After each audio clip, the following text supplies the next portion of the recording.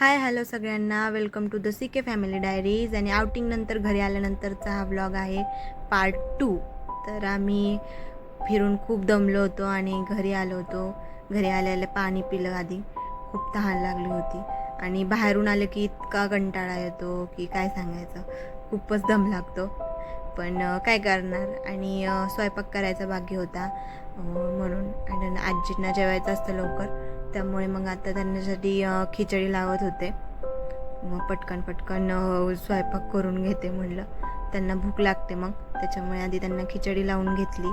आणि मग आम्हाला भाकरी करायची होती, कारण पाणीपुरी खाल्ली होती पण एवढी काही त्याच्याने भूक नाही गेली.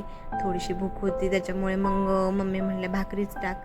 आणि दुपारची भाजी होती म्हणून मग जास्त काही करावं नाही लागलं. तर मग हे काही भाकरी करत होते. भाकरी बनवताचा व्हिडिओ मी मुद्दाम काढला, कारण मग ज्यांना समजा येत नाही त्यांना थोडासा गायडन्स भेटेल. आणि जर डिटेलमध्ये शिकायचं असेल माझ्याकडून तर प्लीज मला कमेंट करून सांगा, मी तुम्हाला नक्की त्याच्यासाठी मदत करेन. तर अशा प्रकारे भाकरी करून घ्यायची. माझ्या मम्मीनेच मला शिकवलेली आहे ऑफकोर्स. आणि प्रॅक्टिसने अजून जास्त इम्प्रूव्ह झालं आहे असं म्हणायला हरकत नाही. तर अशा प्रकारे भाकरी गोल एकदम करून घेतली. आणि आता ती गेली तव्यावर, एकदम अशी मस्त गोल गोल भाकरी. आणि तुम्ही भाकरी कशी करता, म्हणजे असं पीठ हाटून वगैरे करता का असं, तर मला सांगा कमेंट करून. आणि अशी भाकरी फुगली की खूप मज्जा येते, खूप छान वाटतं. आणि असं वाटतं की नाक तर फुगवता येतच, पण भाकरीसुद्धा त्यासोबत फुगवता येते, अशी फिलिंग येते. तर भाकरी फुगली की असं वाटतं की स्वयंपाक आता जमतोय व्यवस्थित एकदम. तर अशा प्रकारे भाकरी ते सगळ्या करून घेतल्या. आणि मग नंतर जेवण वगैरे ते सगळं झालं होतं. आणि भांडे ते घासून घेतले.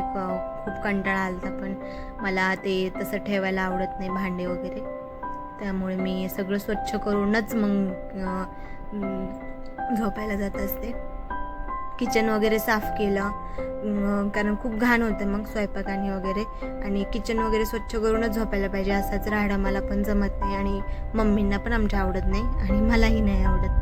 त्याच्यामुळे मग गॅस वगैरे सगळं साफ करून घेतलं, ओटा ते, कारण स्वयंपाक केल्यावर थोडासा घाणच होतो तो.